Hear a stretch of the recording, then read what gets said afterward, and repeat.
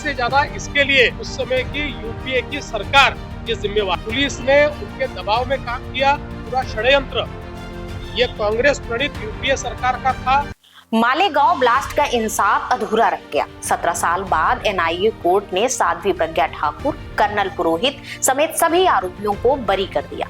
सरकार अब क्या करेगी?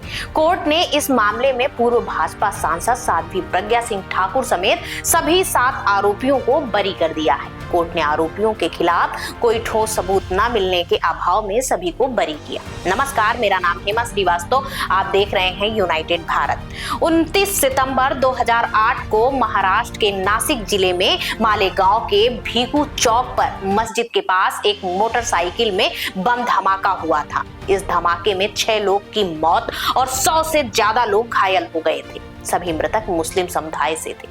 मृतकों की पहचान फरहीन उर्फ शगुफ्ता शेख, शेख मुश्ताक यूसुफ, शेख रफीक मुस्तफा, इरफान जियाउल्लाह खान, सैयद अजहर, सैयद निसार और हारून शाह मोहम्मद शाह के रूप में हुई थी। इस मामले की आरंभिक जांच महाराष्ट्र एटीएस ने की थी। एटीएस ने पूर्व बीजेपी सांसद साध्वी प्रज्ञा को आरोपी बनाया था, जिस मामले पर उन्हें जेल भी जाना पड़ा था। वहीं 2011 में यह केस एनआईए को सौंप दी गई थी।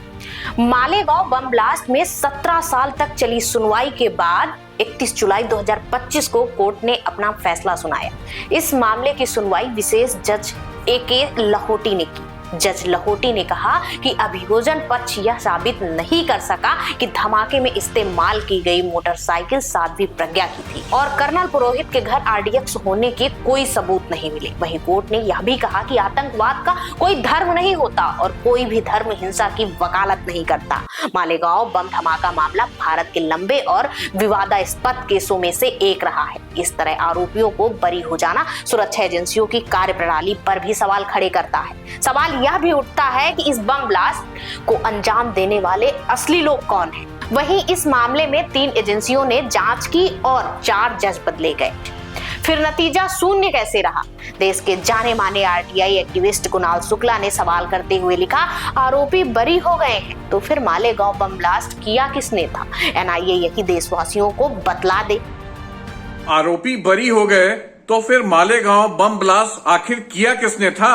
एनआईए देशवासियों को कम से कम यही बतला दे। उद्धव गुट के शिवसेना सांसद अनिल देसाई मानते हैं कि इस फैसले से पीड़ितों और आरोपियों दोनों को पीड़ा हुई होगी। देसाई ने कहा कि मालेगांव बम धमाका मामले में पीड़ितों को न्याय नहीं मिल पाया।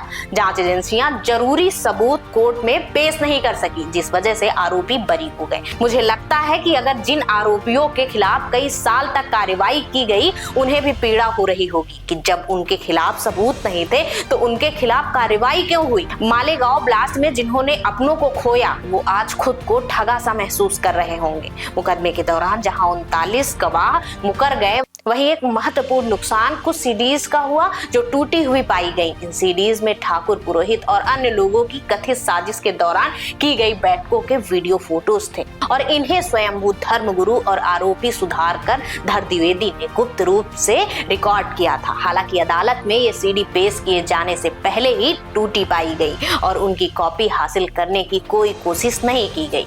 अदालत ने भी जांच एजेंसी एनआईए की दलील खारिज करते हुए कहा कि घटनास्थल का पंचनामा सही तरीके से नहीं किया गया और घटनास्थल पर बैरिकेडिंग भी नहीं की गई थी। अदालत ने कहा कि फॉरेंसिक रिपोर्ट भी सही नहीं थी और ऐसे में कुछ भी निष्कर्ष नहीं निकाला जा सकता।